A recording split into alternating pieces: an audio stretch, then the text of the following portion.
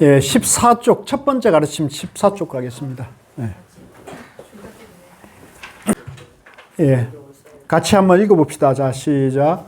모든 일은 마음이 근본이다. 마음에서 나와 마음으로 이루어진다.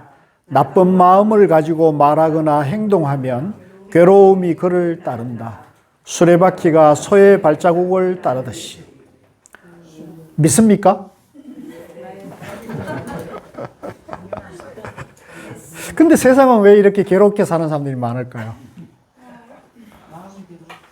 예? 집착. 착각에서 사는 거지, 착각에서. 예. 착각. 내가 잘났다. 이제 내가 더 잘 살아야 된다. 내가 더 많이 가져야 된다. 내가 가진 걸 뺏길 수는 없다. 이런 거죠. 이제 그걸 통칭해서 분별심이라고 그러죠. 분별심. 불교에서는 분별심이라고 그러고요. 이제 반대로 보면은 나와 이 우주 만물은 나라고 할 것이 이제 본래 없는 거죠. 이게 굉장히 중요해요. 나와 우주 만물은 나라고 할 것이 본래 없다. 이게 부처님 말씀이에요. 그래서 부처님 그걸 무아라 그러죠. 무아. 한번 같이 볼때 무아, 무상, 무심, 무념, 무주. 이제 다 같은 말이에요. 이제 그럼 만약에 한번 생각해 보세요. 여러분들이 내라고 할 것이 있으면 우리 저 뒤에 이제 최 거사님께서 이제 올 겨울에 죽다 살아나셨다 그래요. 고맙습니다. 그러니까 죽다 살아났다는 건 뭐예요? 죽을 경지까지 갔다가 지금 돌아오셨다는 얘기거든요. 그죠? 그럼 왜 누가 죽고 싶은 사람 누가 있어요? 죽고 싶은 사람 누구 있어요? 근데 왜 죽어요? 왜 죽어요? 자연의 섭리. 그렇죠. 자연의 섭리죠. 그러니까 우리 사람 인간이라는 것도 나라고 할 고정된 실체가 있는 건 아니다는 거예요. 우리 우주 만물의 모든 일체 존재가 자연의 섭리 속에 사는 거라는 거죠. 그걸 이제 쉽게 말할 때는 자연의 섭리고, 부처님이 이제 논리적으로 말할 때는 연기법이라고 그래요. 같이 해보세요. 연기법. 우주 만물이 연기로 존재한다는 거예요. 그걸 좀 쉽게 말씀드리면 인연법. 따라해서 인연법. 인연이에요, 인연. 네. 인과 연이거든요. 나눠보면 인과 연이거든요. 인연법. 쉽죠? 사람 다 인연으로 사는 거예요. 그러니까 우리 거사님이 저 산에 올라갔다가 저렇게 다치는 것도 산에 올라갔기 때문에 거기서 뭔가를 잘못 그랬죠? 그죠? 깜빡했죠? 찰나간에. 그렇기 때문에 그렇게 다치시는 거예요. 그리고 이제 그렇게 다치셨다가도 안 죽고. 좀 이렇게 말하니까 좀 섬찟하네. 그죠? 우리가 다시 볼 수 있었던 것도 인연법인 거죠. 아직 죽을 인연은 안 된 거죠. 이제 그러니까 아마 거사님도 이번 세상을 다시 보게 됐죠. 하루하루 사는 게 하루하루가 선물이고, 그죠? 하루하루가 축복인 거죠. 아마 그러실 거예요. 이제 이렇게 하다 좀 있으면 또 잊어버릴 거예요. 그런 거예요, 사실은. 잊어버리죠, 또. 그런데 이제, 그러니까 이걸 잊지 않고, 자, 중요한 건 그걸 잊지 않고, 이게 자연의 섭리고, 인연으로 사는 거고, 나라고 할 실체는 사실은 없는 거고, 다 인연으로, 모든 것이 인연의 삶이다고 이렇게 받아들이면 겸손해지고, 하심해지고, 그죠? 나와 남이 다툴 때도 좀 더 일찍 양보할 수 있고, 그죠? 남을 더 배려하고 존중해서 이제 다툴 일도 없게 만들고, 그죠? 미운 감정도 일어나지 않게 만들고, 이렇게 지혜롭게 살 수가 있는 거잖아요. 근데 그걸 잊어버리니까, 그죠? 내가 있고.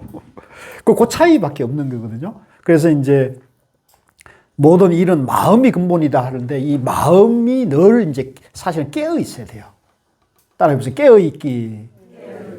이제 깨어 있지 않으면 잊어버리는 거죠. 잊어버리고 내가 있다고 생각하고 내가 잘났다고 사는 거예요. 지금 이제 우리 사회가 이게 사실은 굉장히 이제 이런 것에 많이 물들어 있는 거죠. 출세주의, 또 선민의식, 그죠? 이런 것들이 이제 너무 물들이는, 그래서 이제 모든 일은 마음의 근본이다. 마음에서 나와 마음으로 이루어진다.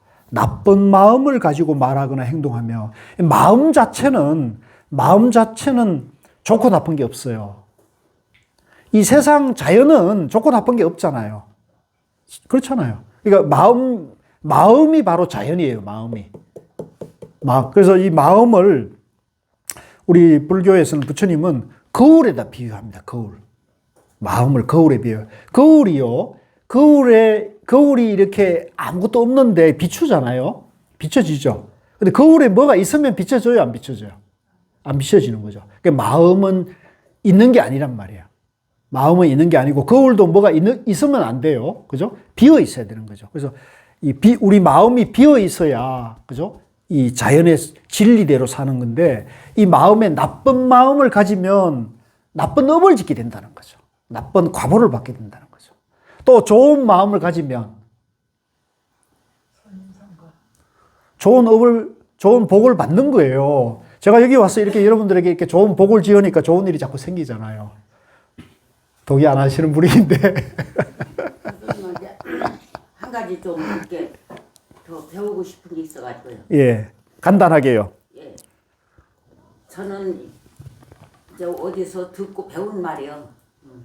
이 책에서 봤든 어디서 봤든 간에 이 마음 전부 내 마음에서 나가가지고 걔가 이상한 짓거리 하는 게 우리가 그냥 무식하게 말한다면. 그거는 그 사람의 업인 거죠. 예? 그건 내 업이 아니고, 아니 그러니까 그 사람의 상대의 업인 거죠. 마음에서 마음은 그렇게 마음을 잘 써라 하는 게 거기서부터 이제 생각을 하고 배운 거야. 그렇죠. 마음을 잘 써라. 그렇죠. 제가 마음을 잘 써라. 그렇죠. 도시를 해라. 못자라 네, 이러잖아요. 그렇습니다. 근데 이 마음에 다 있는 거야. 예. 근데 여기서 이제 나가는 거야. 예. 응. 거기 이제 저 사진을 찍으면서도 이제 지가 거기서 또 얻었어. 죄송한데 지금 진도가 많이 밀려가지고, 예, 나중에 끝나고 합시다. 예, 끝나고 합시다.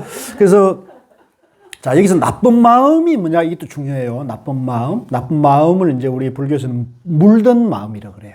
이제 원래 백지착처럼 원래 우리 마음은 본래 청정하고 깨끗하고 티 없이 순수하고 맑아요. 원래 그래요. 우리 마음이 원래. 이게 중요해요. 원래 우리 마음은 이제 우리가 실례로 보면 여러분들이 아기들 한번 보세요. 아기들 보면 그 아기들 심성이 나쁜 게 있어요?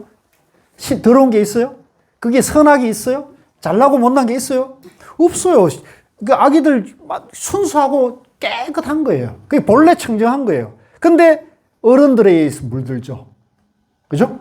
사회화되면서 물든다고요. 그래서 이제 여기서 나쁜 마음은 뭐냐면은 이제 물든 마음인데, 우리 본래 마음은 청정하고 본래 마음은 깨끗하고 모든 지혜를 다 갖추고 있는데, 이제 물이 들면은, 그죠? 그 물은 어떻게 들으냐? 이제 생선 종이가 원래는 종이는 원래 깨끗한데 생선을 싸면은 뭐가 돼요? 비린내가 나는 거고, 그죠? 향을 싸면은 향내가 나는 거예요. 똑같은 거예요. 예.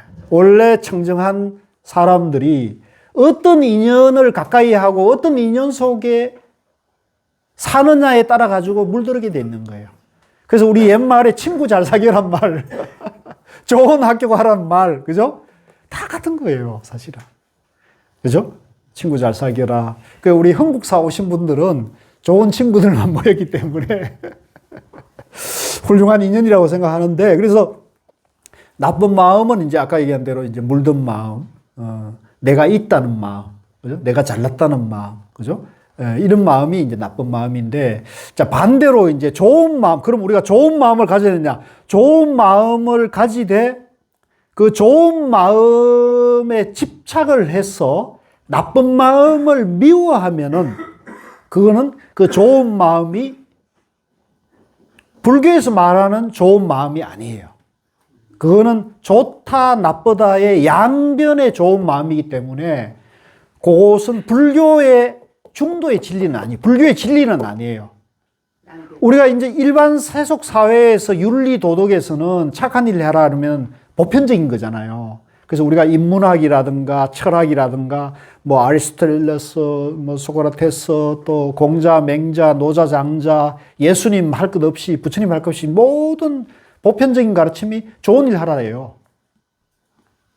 좋은 일 하란 말이에요. 나쁜 일 하라는 말은 성인 가운데 한 번도 한 적이 없어요. 근데 부처님은 똑같이 좋은 일 하라는데 부처님이 말씀하신 좋은 일, 착한 일은 뭐 어떤 말, 그럼 부처님하고 다른 성인하고 차별이 없잖아요. 근데 부처님이 말씀하시는 착한 일은 그런 모든 성인이 말씀하신 착한 일하고는 달라요. 어떻게 다르냐? 착하다, 나쁘다는 양변에서 착한 일을 하는 게 아니고 착하다, 나쁘다는 양변을 떠난 착한 일을 하라는 거예요. 이해되십니까? 굉장히 중요한 거예요. 이게 중도의 선행인 거예요. 중도의 선행. 부처님의 지혜인 거고. 그래서 일단 그 정도를 이해하셔야 돼요. 그래서 이런 걸 보더라도 이제 우리가 거기에 이제 불교의 특징이 있는 거예요. 특색이 있는 거죠. 그래서 나쁜 마음을 가지고 말하거나 이제 나쁜 마음으로 말하고 행동하면 당연히 괴로움을 받는다는 거죠. 업을 받는 거죠. 수레바퀴가 소의 발자국을 따르듯이. 다음에요. 모든 일은 마음이 근본이다. 마음에서 나와 마음으로 이루어진다. 맑고 순수한 마음을 가지고 말하거나 행동하면 즐거움이 그를 따른다. 그림자가 그 주인을 따르듯이. 자, 여기서도 이제 앞에서는 나쁜 마음을 얘기했고요. 이번에 이제 맑고 순수한 마음을 얘기하는데 이 맑고 순수한 마음의 이제 우리의 본성이라고 할 수 있어요. 본성. 우리가 본래 그렇게 돼 있는 거예요. 예. 그러니까 우리가 항상 괴롭고 힘들 때는 아, 내가 왜 이런 괴로움을 만났는가? 왜 내가 힘들지 하면서 자기 마음을 이렇게 살펴봐야 돼요. 그러면 그게 원인이 있을 거예요. 근데 대개 이제 전도된 착각 속에 사는 사람들은 내가 괴롭고 힘든 일을 나 자신을 돌아보지 않고 남을 탓하게 돼요. 비교해서 남을 탓한다고요. 남에게 책임을 지우고 남에게 책임을 전가한단 말이에요. 그러면 문제를 해결할 수 있어요, 없어요? 그러면 근본적인 해결이 안 돼요. 그러면 그 남은 그러면 그걸 순수하게 받아들입니까? 안 받아들이죠. 절대 안 받아들이지. 그러니까 이게 이제 악업이 이제 악순환이 되는 거죠. 그러니까 이 고리를 딱 끊어야 되거든요. 고리를 딱 끊어야 되거든요. 그래서 이제 내가 괴롭고 힘들 때 자기를 돌아보고 그 원인을 바로 살피는 것이 이제 고리를 끊는 지혜의 출발인 거죠. 그래서 그걸 이제 다시 맑고 순수한 마음으로 돌아간다, 회복해야 한다, 이런 얘기가 되는 겁니다. 자, 그 다음에 밑에요. 같이 읽겠습니다. 그는 나를 욕하고 상처 입혔다. 나를 이기고 내 것을 빼앗았다. 이러한 생각을 품고 있으면 미움이 가라앉지 않는다. 그러니까 여기 이제 나왔죠. 예. 항상 우리가 내가 마음 화, 괴로움을 느낄 때 내 마음을 들여다보고 그 원인을 이제 바로 봐야 되는데 항상 그 원인은 내 본래 마음이 청정하고 내 마음이 본래 밝다는 생각을 기준으로 삼아야 돼요. 그러면 좋겠어요. 내 마음은 본래 청정하고 본래 맑은데 내가 왜 화가 나지? 내가 왜 미운 감정이 나지? 내 마음이 왜 이렇게 들떠지? 우울하지? 짜증이 나지? 이걸 살펴보면은 그게 이제 나와 남과의 주로 보면 이제 관계 속에서 문제가 일어나니까 관계 속에서 일어난 걸 볼 거고 근데 그 원인을 100% 남에게 전가를 하게 되면은 이제 이 괴로움은 근본적으로 해결할 수가 없어요. 둘 중에 하나는 죽거나 항복을 해야 돼요. 그랬을 때 이제 그는 나를 욕하고 상처 입혔다. 나를 이기고 내 것을 빼앗았다. 이런 생각을 하고 있으면 절대 그 감정, 미운 감정을 해결할 수가 없다는 거죠. 그러니까 그건 문제의 책임을 바깥으로 전가하는 거죠. 전가하는 거죠, 바깥으로. 이러면 이 내 안에 있는 미운 감정이 해결이 안 되잖아요. 그럼 누구 손해예요? 그러니까 내 안에 내가 화가 나 있고 미운 독한 기운이 있는 것은 내가 내 몸을 갉아먹고 내 마음을 해치는 거죠, 내가. 그러니까 털어내야겠습니까? 안고 가야겠습니까? 알죠. 그건 다 아시죠? 어떻게 드러낼 수 있을까요? 어떻게 청소할 수 있을까요? 그 상대에 따라서 간단해요. 예. 네, 어려운 게 있고 예. 아, 상대에 따라서. 상대에 따라서 상대 성품에 따라서 좀 그런 게 있어요. 자, 그래서, 자, 어쨌든 여기서는 내가 이제 화가 나 있거나 짜증이 나 있거나 내 마음이 우울하고 불안한 이런 감정이 있을 때 이걸 남을 탓하지 말라는 얘기를 하고 있는 거예요. 이게 부처님 말씀입니다. 남을 탓하지 말고 자기 마음을 바로 보라. 자기 마음의 청정을, 밝음을 잊어버리고 내가 지금 감정을 일으켰다는 거죠. 그래서 이것이 이제 요 문제는 내 문제다고 봐야 돼요. 내 문제다. 아, 내가 지금 마음을 잘못 쓰고 있구나. 저 사람이 나를 업수히 여기고 나를 해치더라도 그건 그 사람의 업이고 그 사람이 나를 해치고 핍박하더라도 내가 그걸 받아들이지 않으면 내가 내 마음을 지킬 수 있는데, 그죠? 되게 우리는 받아들입니까? 안 받아들입니까? 받아들이죠.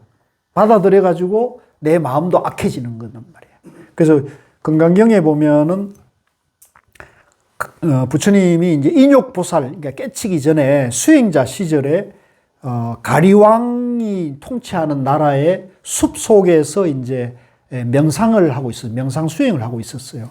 그런데 이제 가리왕이 사냥을 나왔다가 이제 고단해가지고 낮잠을 잤는데 낮잠을 자고 깨어나 보니까 궁녀들이 다 어디 가고 안 보이는 거예요. 그래서 뿔따구가 나가지고 찾아보니까 어느 숲 속에 아주 멋진 나무 아래에 어떤 수행자가 명상을 하고 있는데 거기에 궁녀들이 가서 막 절을 하고 이제 예배하고 찬탄을 하고 있는 거예요. 그러니까 뿔따구가 나야 안 나요? 가리왕이 화가 났는데 이분은 왕이잖아요. 그러니까 칼을 빼들고 너 누구냐? 이렇게. 저는 인욕 수행자입니다. 인욕 수행자입니다. 참는 것을 수행하는 사람입니다. 그랬죠. 그러니까 어느 만큼 참는지 한번 보자 그래서 양팔을 잘라요. 칼로. 양팔을 자르니까 그 인욕 수행자 얼굴이 태연한 거예요. 그러니까 아까 말씀드린 대로 저 사람이 나에게 악행을 하더라도 내 팔을 자르더라도 내가 거기에 대해서 반응을 하지 않으면, 그죠? 그 사람의 악한 행은 그 사람의 악행에 머물고 나는 내 마음을 보호할 수 있는 거죠. 본래 청정하고 맑은 마음을 그대로 유지하는 거죠. 그러니까 태어난 거죠. 그러니까 양팔을 자르니까 이 가리왕이 더 열을 받죠. 울며 불며 살려달라고 하고 자기가 죄를 받아들여야 되는데 안 하니까 더 열을 받으니까 이번에는 양쪽 다리를 자릅니다.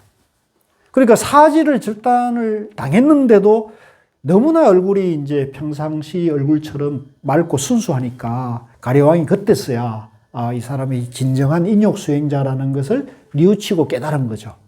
깨닫고 그 자리에서 칼을 내려놓고 이제 절을 하면서 저에게 가르침을 주십시오. 제가 잘못했습니다. 이렇게 한 거죠.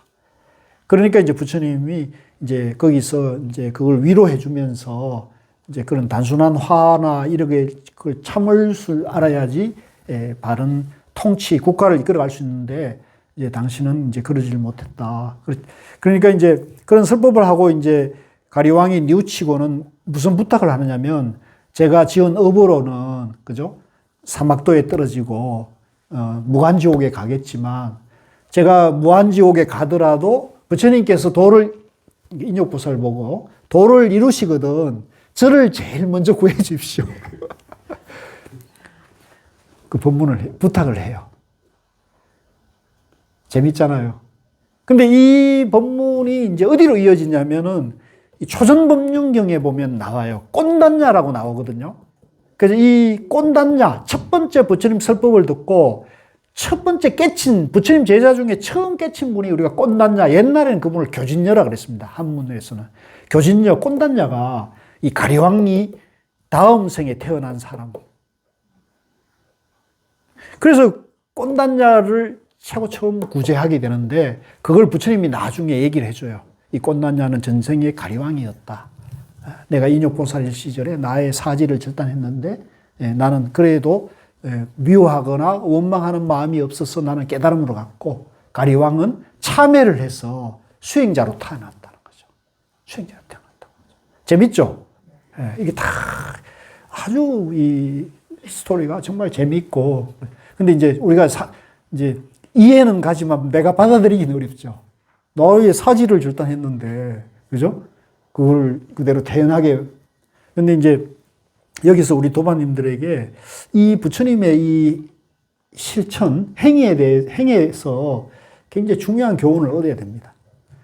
그러니까 여러분들이 며느리가 조금 섭섭하게 대하고 아들, 딸이나 누가 좀 섭섭하게 대하더라도 인욕해야겠습니까? 성질을 내야겠습니까?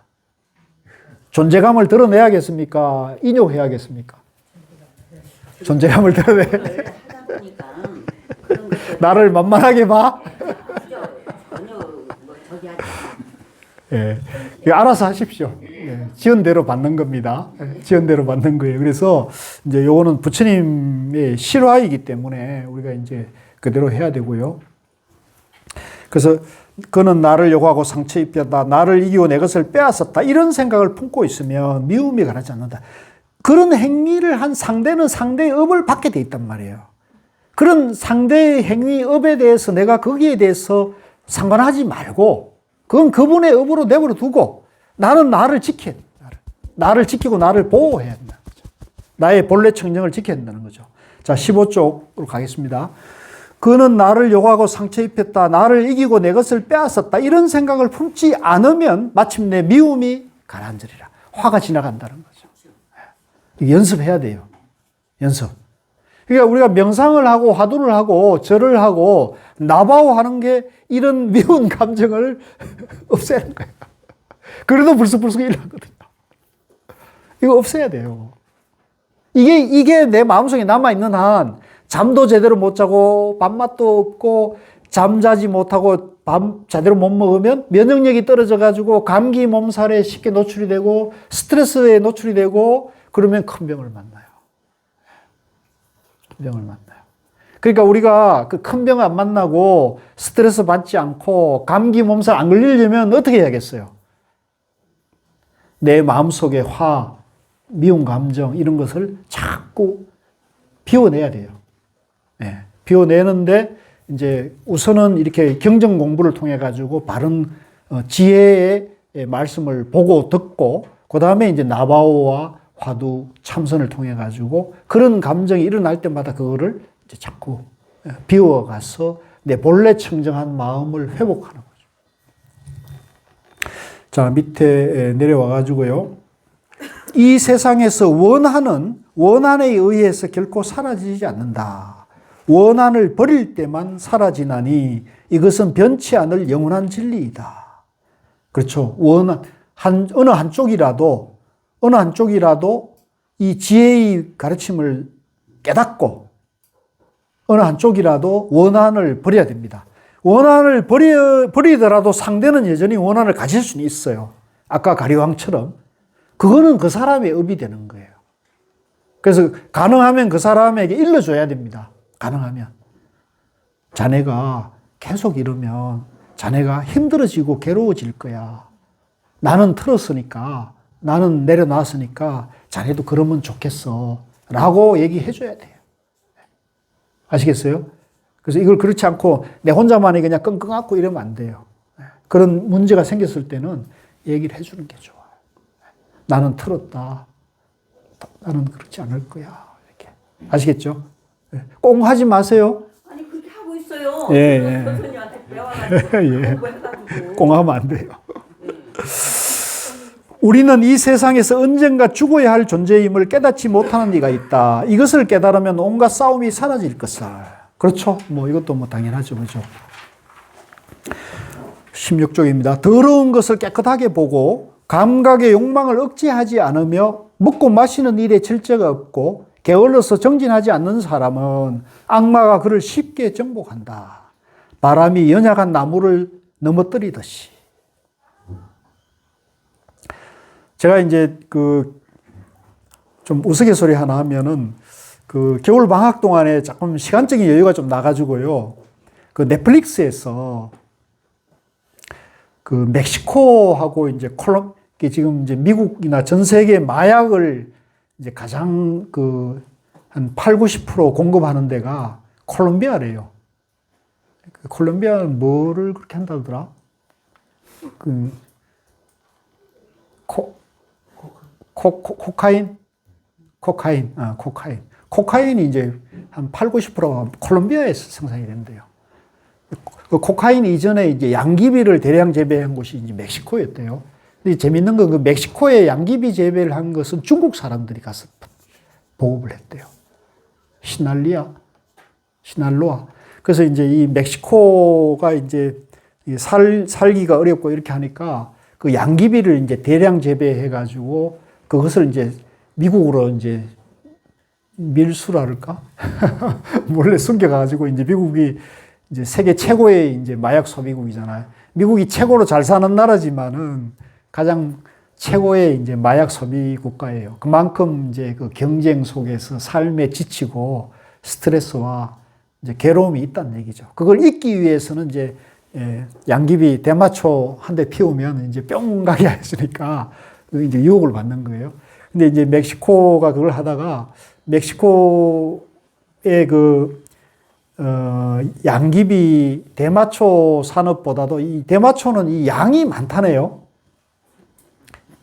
그래서 이게 아무리 많이 지래도 미국에 들어가기도 어렵고 이래가지고 이제 미국에서는 그걸 막기 위해서 계속 이제 장벽을 세우고 뭐 감시하고 이러니까 이 사람들이 콜롬비아에서 이제 코카인이라는 마약성 물질을 이제 만들었다 그러니까 이 멕시코 마약상들이 이제 그 콜롬비아 마약상들하고 이제 카르텔을 형성해가지고 한 얘기가 이제 그거를 카르텔을 만들어가는 그 1인자, 보스 이런 사람들의 그런 삶의 조직을 만들어가는 과정과 또 그거를 또 찾아내가지고 적발 수사하고 그걸 이제 사로잡는 그런 그 드라마가 이제 넷플릭스에 이제 나르코스라는 그 영화 시리즈로 나옵니다. 한번 보십시오. 정말 잘 만들었어요.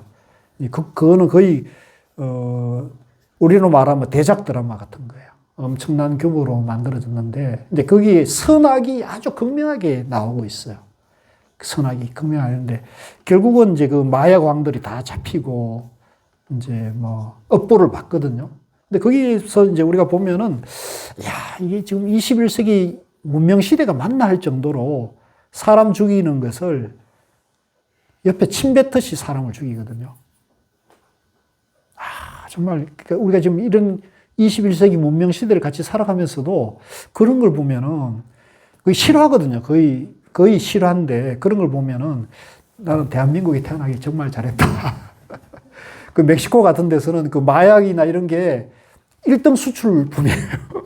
그 마약을 하는 것은 멕시코가 가장 부자가 되는 사람인 거죠. 콜롬비아도 마찬가지고. 그러니까 그게 국가 경제가 걸려 있는 거예요. 국가의 운명이 걸려 있는 정도로 그러니까 그 마약 왕들이 정치권, 경찰, 군인, 대통령 다 마술 삐쳐가지고 다 보호를 받는 거 그 안에서 이제 뇌물과 모든 카르텔이 어마어마한 거예요.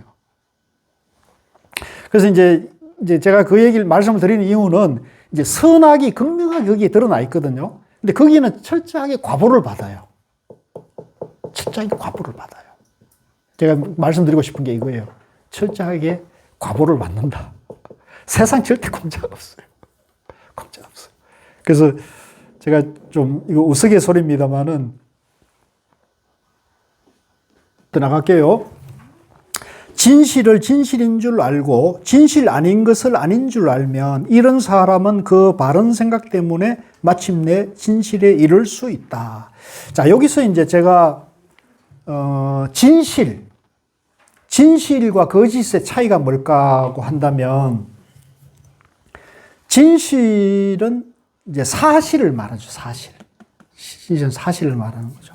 근데 사실을 이제 사실로 보지 않으면 거짓이 되는 거예요. 예, 그 차이예요. 그래서 그건 뭐냐면 있는 그대로 보는 게 진실인 거지. 있는 그대로 보는 게 지혜고 정견이에요. 있는 그대로 보는 거. 굉장히 중요합니다. 그러니까 우리가 열심히 공부해가지고 막 가방끈이 길고 무슨 좋은 스펙하고는 이거는 불교에서 말하는 진실, 지혜는 그게 상관이 없는 거예요. 오히려 그 가방끈이 길고 공부 많이 한 것을 다 그 때로 보고 그걸 다 내려놓고 본래 깨끗한, 본래 청정한 어린아이의 순진무구한 심성으로 돌아가는 게 불교에서 말하는 이 지혜인 거죠. 굉장히 중요한 거예요. 예. 그러니까 여러분들이 뭐 옛날에 우리가 불교 배울 때는 어려운 한문으로 어려운 법문을, 어려운 용어를 배워야 하기 때문에 불교는 어려운 거다는 잘못된 생각이 있었던 거예요. 근데 이제는 지금 21세기 들어서면서 이번에 조계종에서 그걸 패러다임을 바꾸려고 하는 거예요. 아, 불교 어렵지 않다. 불교는 본래 청정함으로 어린아이의 순진무구한 심성으로 돌아가는 거라는 거죠. 돌아가는 거라는 거죠. 그래서 제가 요즘 이렇게 보니까 우리 아이들도 이렇게 보고 이제 우리 여기 친구나 오늘 저 친구 안 왔네? 서영이가 안 왔네? 오늘 못 온다 그랬어요? 그러니까 이런 친구를 보니까 굉장히 심성이 착해요. 느끼죠? 네, 굉장히 순수하다는 걸 느끼겠더라고요. 그래서 우리 대한민국 희망이 있다는 생각을 했어요. 이런 젊은이들이 심성이 착하다. 착하고 이게 착한 것에서 지혜가 나오는 거거든요. 이게 중요합니다. 이 착한 것에서 지혜가 나오지 악한 것에서는 지혜가 안 나와요. 악한 것에서 추구하는 것은 지식입니다. 지식은 기술이거든요. 네? 그러니까 악한 마음, 저 사람 내가 어떻게 하면 조지지? 저 사람 어떻게 저 사람 내가 어떻게 하면은 공격하지? 이거를 생각하는 것은 지식이에요. 기술이에요. 테크닉입니다. 저 사람 내가 어떻게 돕지? 이거는 지혜인 거예요. 한번 생각해 보세요. 저 사람이 어려운 일을 당했고 억울한 일을 당했고 저럴 때 내가 저 사람을 어떻게 도와주지? 이런 마음은 지혜에서 나오는 마음이에요. 근데 저 사람을 어떻게 조지지? 저 사람을 어떻게 박살내지? 이거는 전부 지혜가 나올 수가 없어요. 이런 사람에게는. 이런 사람은 그 마음이 선할 수가 없는 거예요.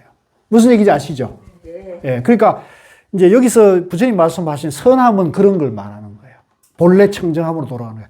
본래 청정하고 순수한 마음으로 돌아가면 거기서 뭐가 나오느냐? 지혜가 나온다. 따라합시다. 지혜가 나온다. 지혜가 나온다. 지혜는 공부 많이 한 데서 나온 게 아니라니까요. 굉장히 중요한 거예요.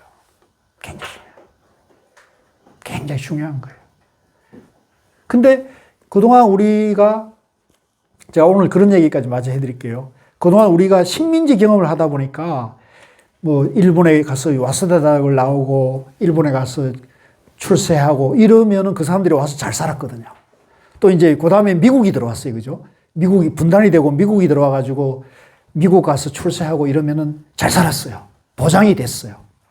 그런데 그러다 보니까 우리가 잘 살고 행복하려면 좋은 대학을 가고 좋은 데를 가야 한다고 생각이 있는 거예요, 지금. 그러니까 우리 마을에서 무지랭이 그냥 농사 짓고 착한 일을 하고 청소부하고 이런 사람들은 못 산다는 인식이 있는 거예요. 독립운동 한다 그러면 못 산다는 인식이 있는 거예요. 이게 잘못된 생각이에요. 그런 사람이 행복하고 잘 살아야 돼요. 사실은 그렇게 행복하고 잘 살아. 그게 행복이신 거죠. 그게 정의인 거고. 그죠? 그러니까 이게 지금 우리가 이제 식민지 경험 때문에 이게 물론 이제 이것도 뭐 역사적으로 따져보면 조선족까지 연결이 됩니다. 근데 어쨌든 이걸 좀 털어내야 되는 시기는 왔는데 저는 지금 굉장히 좋은 시절이 왔다고 생각하고 그런 면에서 이제 이런 전도된, 그죠? 이 지식과 지혜를 구분하지 못하는 이런 것을 불교가 제대로 역할을 해야 되는데 이제 앞으로는 저는 갑자기 무한지옥으로 가다가 롤러코스터를 타고 있어요, 지금. 네. 그래서, 자, 다음 18쪽으로 가겠습니다. 허술하게 덮은 지붕에, 요거는 이제 아주 유명한 경구예요. 같이 한번 읽읍시다. 시작. 허술하게 덮은 지붕에 비가 새듯이 수행이 덜 된 마음에는 욕망의 손길이 뻗치기 쉽다. 이것도 마찬가지, 그죠? 그러니까 우리가 이 공부를 이제 본래 청정, 본래 순수함으로 돌아가려면 이제 본래 청정하고 본래 순수한 그 공부에 대한 정확한 길을 알고 그 길을 정확하게 일러주는 사람을 만나서 그 공부에 대해서 좀 쎄 빠지게 해야 돼요. 적당히 해서 되는 건 아니에요. 이제 비유하자면 제가 고우 스님 만나고 한 20년간 저는 고생한다는 생각 없이 저는 즐기면서 다녔던 것 같아요. 그러다 보니까 그냥 내가 좀 공부가 되는 것 같아요. 예. 그래서 여러분들이 지금, 대단히 외람됩니다만은 저하고 만났는데 뭐 한 3년 만나고 이래 갖고는 공부되는 거 아닌 것 같아요. 예. 그러니까 제 자랑을 한다는 게 아니고 꾸준하게 계속 해야 돼요. 꾸준하게. 예. 그렇게 제가 말씀드리는 건 그런 마음으로 이렇게 떠나지 않고 이렇게 네, 고맙습니다. 한다, 이거예요. 고맙습니다. 그래서, 그러니까 이거를 뭐 1년, 2년 이렇게 생각하지 마시고, 기한을 정하지도 마시고, 꾸준하게 계속 공부해야겠구나. 예. 그러니까 본래 마음의 고향을 찾아가는 거예요. 본래 내 마음의 고향을 찾는 거기 때문에 우리가 이제 고향을 가는 경우는 항상 설레이고 즐겁잖아요. 그죠? 고향 가는 게 힘들어요? 집 돌아가는 건 설레이잖아요. 좋잖아요. 그러니까 그렇게 하셔야 됩니다. 그래서 허술하게 덮은 지붕, 이제 공부가 잘못되면은 비가 새는 거거든요. 공사가 잘못되면은 비가 새는 거죠. 그러니까 수행이 덜 된 마음에는 욕망의 섞임이 늘 흔들리는 거예요. 저도 그렇습니다. 저도 흔들리지 않을 것 같아요. 저도 흔들릴 수도 있는 거예요. 저를 믿으면 안 돼요. 교수님 아는 진리를 믿어야 돼요. 진리. 때문에 아는 들. 아유, 고맙습니다. 다 우리가 바치고 있기 때문에. 네. 그런 얘기 그만하세요. 잘 덮인 지붕에, 같이 읽겠습니다. 시작. 잘 덮인 지붕에 비가 새지 않듯이 수행이 잘된 마음에는 욕망이 스며들 틈이 없다. 그러니까 이 수행이 잘 되고 욕망이 스며들지 않으면 행복한 거예요. 청정한 거예요. 즐거운 거예요. 그러니까 우리가 지혜롭고 행복하다는 것을 어렵게 생각하면 안 돼요. 내가 돈 많이 가지고 권력을 많이 가지는 것이 행복하고 지혜롭다. 그거 아니에요. 돈 없어도 행복할 수 있어요. 오히려 돈이 많고 권력 많아가지고 괴로운 사람도 많아요. 여러분 눈앞에 안 보입니까? 그런 사람들? 권력이 많아서 괴로운 사람 안 보여요? 내 눈에는 보이던데. 그러니까 이게 이런 거란 말이에요. 그러니까 그 행복이라는 것, 지혜라는 것은 돈 문제하고 권력 문제가 아니다는 거죠. 마음의 문제다. 마음의 문제. 악한 짓을 한 사람은 이 세상과 저 세상에서 근심한다. 자기 행실이 더러운 걸 보고 그는 슬퍼하고 괴로워한다. 누구보다 이제 그런 사람이 괴로운 거예요. 그런 사람이 괴로운 거예요. 그 다음에 19쪽. 착한 일을 한 사람은 이 세상과 저 세상에서 기뻐한다. 자기 행동이 떳떳함을 보고 그는 기뻐하고 즐거워한다. 그렇죠. 그러니까 나쁜 짓 하면요. 괴로운 거예요. 네. 그러니까 그 남미의 마약상들이 막 그 최고의 보스 이런 사람들이 잠도 제대로 못 자요. 그러니까 나쁜 짓 하면 그런 거예요. 왜? 그러니까 나를 잡으러 오는 경찰, 미국의 마약 단속국 이런 게 있거든요. 그러니까 늘 불안하니까 한 집에서 하룻밤을 못 자는 거예요. 한 집에서. 매일 집을 바꿔서 자는 거예요. 그 얼마나 괴롭겠어요. 그러니까 욕망을 추구하다 보니까, 최고의 욕망을 추구하다 보니까 그런 괴로운 삶을 사는 거예요. 그러니까 그게 뭐예요? 자업자득인 거잖아요. 자업자득인 거예요. 못된 짓을 한 사람은 이 세상과 저 세상에서 괴로워한다. 내가 못된 짓을 했구나 하고 괴로워하고 지옥에 떨어져 거듭 괴로워한다. 그러니까 우리 주변에도 아무리 뭐 지위가 높고 재산이 많아도 그죠? 손가락질 받는 사람들 있잖아요. 손가락질 받는 사람들. 근데 그런 거죠. 그런 거. 괴로운 거예요. 괴로운 거예요. 어디 가도 환영받지 못하고 존중받지 못하는 거죠. 그다음 밑에 착한 일을 한 사람은 이 세상과 저 세상에서 기뻐한다. 착한 일을 했는가 싶어 기뻐하고 좋은 세상에 가서 거듭 기뻐한다. 그러니까 이게 이제 착한 사람은 착한 사람 알아봐요. 20쪽. 아무리 경전을 많이 외울지라도 이를 실천하지 않는 방탕한 사람은 남의 소만 세고 있는 소몰이꾼일 뿐 참된 수행자의 대열에 들 수 없다. 이것도 아주 중요한 말입니다. 이제 우리 도반님들이 지금 여기서 법구경이라는 초기 경전을 우리가 이제 공부를 하고 있는데 이 경전을 보고 듣기만 해서는 아무 이익이 없는 거예요. 이것을 내가 내 살림이 되고 내 피와 살이 되고 내 삶을 행복하게 만들려면 부처님 말씀을 이해하고 믿고 이거를 집에서, 가정에서, 사회에서 실천을 해야 돼요. 실천. 굉장히 중요합니다. 실천을 해야 돼요. 실천하지 않으면 이익이 없는 거예요. 실천하지 않으면. 그래서 실천하지 않고 경전만 보고 그걸 강의하는 사람은 남의 소를 헤아리고 있는 거예요. 남의 집 소를 헤아리고 있는 거예요. 남의 집 돈을 헤아려 주고 있는 거예요. 무슨 이익이 있겠어요? 아무 이익이 없는 거예요. 근데 그렇지 않고 내가 암만큼 실천하면요, 내 살림이 되는 거예요. 내 살림. 경전을 조금밖에 외울 수 없더라도 진리대로 실천하고 욕망과 분노와 어리석음에서 벗어나 바른 지혜와 해탈을 얻고 이 세상과 저 세상에서 매이지 않는 이는 진실한 수행자의 대열에 들 수 있다.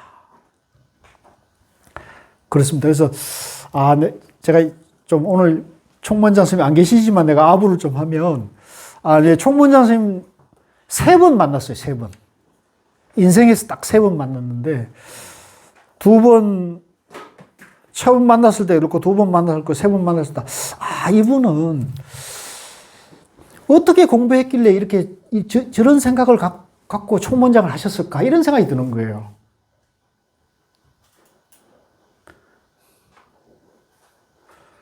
그러니까 우리 조계종 차원에서 보면은 좋은 생각 갖고 총무원장 하기 어렵거든요. 내가 말을 잘못했나? 그럼 어렵거든요. 근데 좋은 생각을 갖고 계신 거예요. 좋은 순수한 생각을 갖고 계시더라고요. 그러니까 그래서 내가 이제 농담으로 자성 스님이 가시면서 조계종에 좋은 선물을 하고 가셨다. 자성 스님이 가시면서 본인은 비극적으로 가셨으면, 그죠? 본인은 비극적으로 갔지만 우리 조계종에 내 해석입니다. 조계종에 정말 좋은 선물을 하고 가셨다. 그분이 진우 스님이에요.